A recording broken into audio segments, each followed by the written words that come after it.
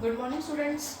Today we are going to discuss the fourth chapter of Political Science of Class Plus 2 of book Part 1, that is Alternative Center of Power. ठीक है, अब यहाँ पे हमने आज chapter करना है alternative centre of power.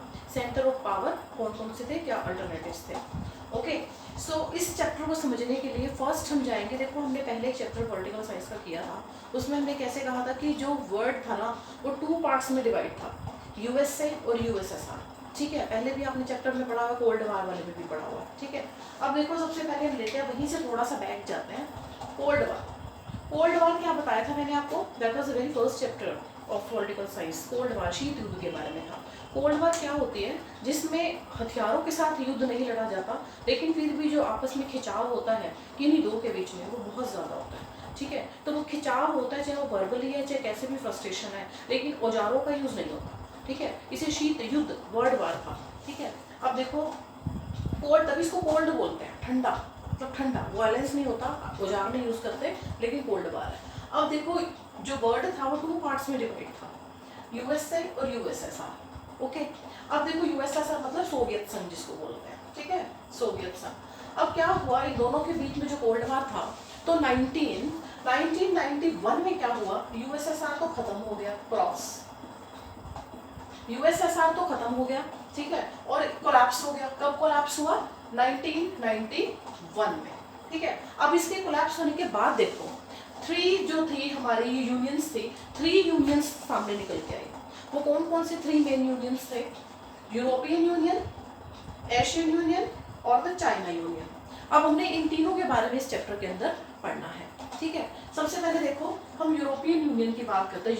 USA की थ्री यूनियंस थी, वो थी यूरोपियन यूनियन, एशियन यूनियन और चाइना यूनियन। ठीक है, अब हम देखो सबसे पहले हम सिचुएशन को पढ़ेंगे, यूरोपियन यूनियन के बारे में सबसे पहले पढ़ेंगे।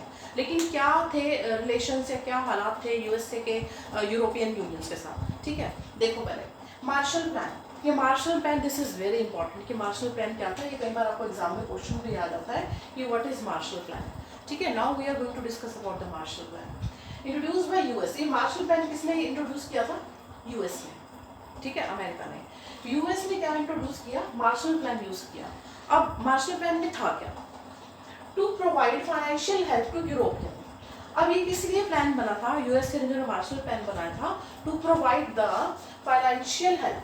इस प्लान के तहत यूएस से क्या प्रोवाइड करवा सकता था, फाइनेंशियल हेल्प प्रोवाइड करवा रहा था इसको टू द यूरोपियन, यूरोपियंस को फाइनेंशियल हेल्प कर रहा था। और किस लिए फाइनेंशियल हेल्प कर रहा था, for to revival of its economy, ताकि इसकी जो एक बार इकोनॉमी जो थी ना इसकी, वो बिल्कुल डाउन चली गई थी। तो इसकी इकोनॉमी को उठाने के लिए यूएसए ने फाइनेंशियल हेल्प जो करनी थी, उस फाइनेंशियल हेल्प को करने के लिए जो प्लान बना था, that was the Marshall plan. Okay, अब देखिए अंडर द मार्शल प्लान, यहाँ एमपी थोड़ा सा शॉर्ट फॉर्म में लिखा हुआ है बिकॉज स्पेस थोड़ा सा कम है। तो under Marshall plan the organisation for the European economic corporation, European economic जो कॉर्पोरेशन थी ओईसीसी के नाम से है, वॉज एस्टेब्लिश। जब यूएसए ने फाइनेंशियल हेल्प की यूरोपियंस को, तो उससे क्या हुआ, यूरोपियंस कॉर्पोरेशन वॉज एस्टेब्लिश, उसकी कॉर्पोरेशन बनी। ठीक है, इकोनॉमिक कॉर्पोरेशन जो थी यूरोपियंस की, जो इकोनॉमिक कॉर्पोरेशन बनी, और वो इकोनॉमिक कॉर्पोरेशन यूरोपियंस की कब बनी, 1948 में।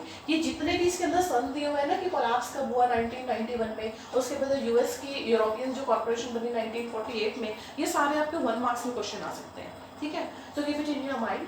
1948 to provide aid to the West European state, West European states को एड प्रोवाइड करवाने के लिए ये मार्शल लॉ प्लान किया। और इस मार्शल लॉ को प्लान क्यों किया गया था, to raise the to give the financial help to raise the economy of the European Union. Understand what was Marshall Plan? Now come to the next point.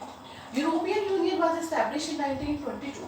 अब European union कब बनी थी, establish कब हुई थी, 1922 में। ये जो यूनियन बनी कब थी, 1922 में। ठीक है, और जो इनका यूरोपियन कॉर्पोरेशन बनी थी वो कब बनी थी, 1948 में। पहले तो बनी 1922 में, जो कॉर्पोरेशन बन के तैयार हुई मार्शल लॉ के बाद, वो 1948 में बनी।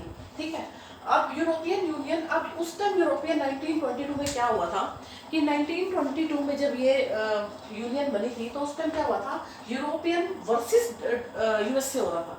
देखो यहाँ पे 1948 में यूएसए मार्शल लॉ के तहत उसको हेल्प कर रहा है, लेकिन यहाँ पे क्या है, अब हम 1922 में बात करते हैं जब ये यूनियन बनी थी, उस समय क्या पॉइंट सबसे ज़्यादा जो आगे आ रहा था, मेन पॉइंट क्या था उस समय में कि European union versus USA, European union और यूएसए आसपास आमने सामने थे। किस मुद्दे को लेकर आमने सामने हुए थे? 1922 की बात है। European union versus the dominance who will. अब उस समय क्या था, जब अब देखो, आप खुद देखो कि जो कंट्री यूएसए सबसे ज़्यादा इकोनॉमिकली हाई और डेवलप्ड कंट्री थी, आज भी है, ठीक है। तो अब यूरोपियन कंट्री जब भी किसी कंट्री को किसी तरह की हेल्प चाहिए होती थी, चाहे कोई यूनियन है, जो भी किसी को किसी तरह की हेल्प चाहिए, तो वो यूएस से उसको फाइनेंशियली भी बहुत स्ट्रॉन्ग था यूएस, और वैसे भी हर तरह से स्ट्रॉन्ग था, डेवलप कंट्री थी, तो फाइनेंशियली हेल्प कर रही थी यूरोपियन यूनियंस को, ठीक है। अब क्या था कि अब यूएस से जो इतना पावरफुल था, अब जिसको हेल्प की यूरोपियन यूनियन, उन्हीं के दिमाग में वन बाय वन, देखो तीनों के दिमाग में ये बात आई कि यूएस से इतना पावरफुल है, ठीक है, इसका अपना डोमिनेंस है, इसकी अपनी चलती है कि हाँ भाई वाकई में जिसके पास पावर हो, पैसा हो, सब कुछ, तो वो तो थोड़ा सा उसमें रहता ही है, ठीक है। तो यहाँ पे ये था कि ऐसा कौन है इन तीनों यूनियंस, उस टाइम जो तीन यूनियन जो बनी थी, इन तीनों में से ऐसा कौन है जो यूएसए को टक्कर दे सकता है इकोनॉमी के मामले में, ठीक है। तो ये थोड़ा सा उस टाइम पे वो चल रहा था। देखो यूरोपियन यूनियन, तो ये यूरोपियन यूनियन वर्सेस यूएसए, ये बात थी। अब ये क्वेश्चन था कि यूरो डोमिनेंस, कि यूरोप कौन है जो यूएसए को चैलेंज कर सकता है, कौन यूएसए के डोमिनेंस को खत्म कर सकता है, ठीक है। अब देखो इकोनॉमिक इन्फ्लुएंस क्या था, पावरफुल इकोनॉमी ऑफ यूएस। अब ये तो मैंने आपको बताया कि उस टाइम इकोनॉमिक इन्फ्लुएंस क्या था, जो 1922 की बात कर रहे हैं या आप भी बात कर रहे हैं, यूएसए जो थी बहुत ज़्यादा डेवलप कंट्री थी, ठीक है, और यही फाइनेंशियली हेल्प कर रही थी। तो इसमें ये था कि जो इन्फ्लुएंस क्या था इकोनॉमी का, यूएसए इकोनॉमी का, कि ऐसा इन्फ्लुएंस था कि इसकी पावरफुल इकोनॉमी थी यूएसए की, ठीक है, पावरफुल इकोनॉमी की वजह से ये सबको हेल्प करने के लिए एबल था। अब देखो European Union is the world's biggest economy with the GDP. अब इसका इन्फ्लुएंस क्या हुआ, जब यूएसए ने बाद में, जब यूएसए ने, पहले तो देखो यूएसए बहुत ज़्यादा पावरफुल था और यूरोपियन यूनियन को उसकी हेल्प की जरूरत थी, लेकिन जब बाद में ये जो 1948 के बाद था, जब मार्शल प्लान बना और यूएसए ने यूरोपियन को फाइनेंशियली हेल्प की और इनकी अपनी वो क्या कहते हैं यूरोपियन इकोनॉमिक कॉर्पोरेशन बन गई, तो उसके बाद क्या हुआ, क्या सिचुएशन थी, European Union is world's biggest economy with the GDP.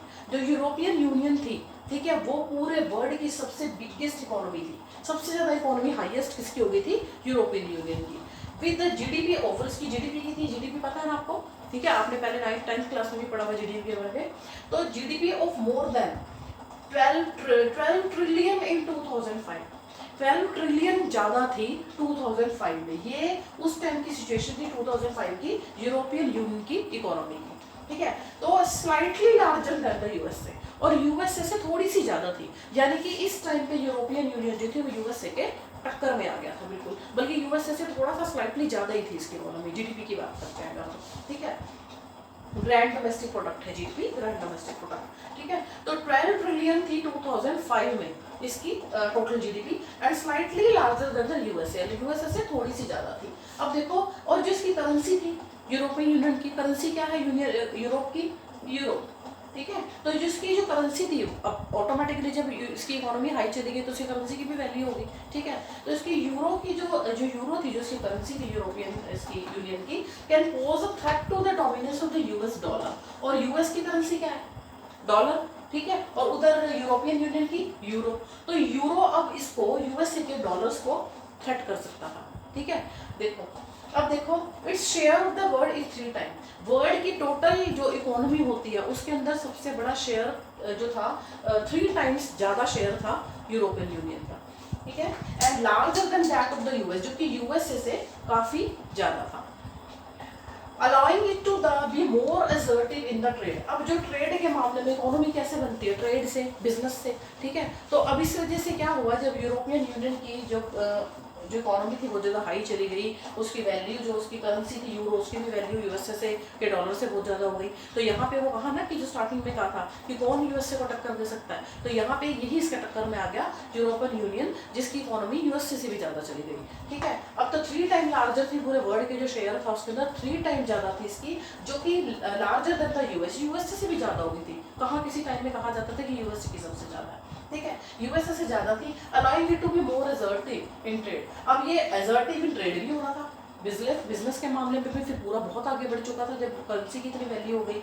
Dispute with US and China, तो इस चक्कर में इसका जो डिस्प्यूट था वो चलता गया, इसका यूरोपियन यूनियन का महत्व कैसा, dispute with US and China. और यहाँ पे आगे पढ़ेंगे, जैसे हमने ये तो डिस्प्यूट हमने यूरोपियन यूनियन की यूएसए के साथ जो भी सिचुएशन थी सारी हमने यहाँ पे पढ़ी, ठीक है। अब आगे जो हम पढ़ेंगे उसके बाद देखो हम डिस्प्यूट विद चाइना, चाइना के साथ भी देखेंगे और एशिया के साथ भी देखेंगे, ठीक है।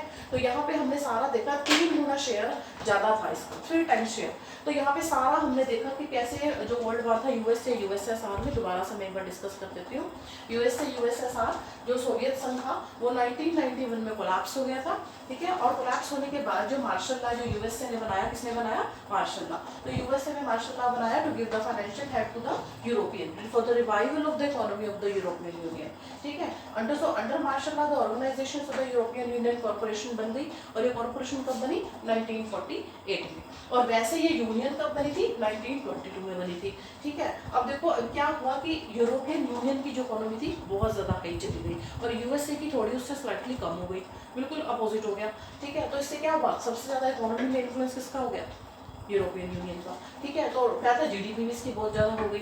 जीडीपी ज़्यादा होने के साथ साथ इसकी करेंसी यूरो की भी वैल्यू बहुत ज़्यादा हो गई, ट्रेड असर्टिव हो गया, ट्रेड के मामले में बहुत ज़्यादा आगे हो गया, ठीक है। तो यही था जो उसको थ्रेट कर सकता था यूएसए को, ठीक है। और पहला हमारा क्वेश्चन यही था कि हु कैन थ्रेट और dominance the, who can threat the dominance of USA, ठीक है। तो जो यूरोपियन यूनियन था, उसके बाद हम आगे देखेंगे कि ये डिस्प्यूट जो लगा रहा है इसका यूएसए के साथ, और आगे फिर यही चीज़ हम देखेंगे इसका चाइना के साथ और एशियन के साथ, एशियन के साथ, ठीक है। तो this is all about the first part of the political science. Now tomorrow we will discuss the next part with China और and USA. Thank you so much.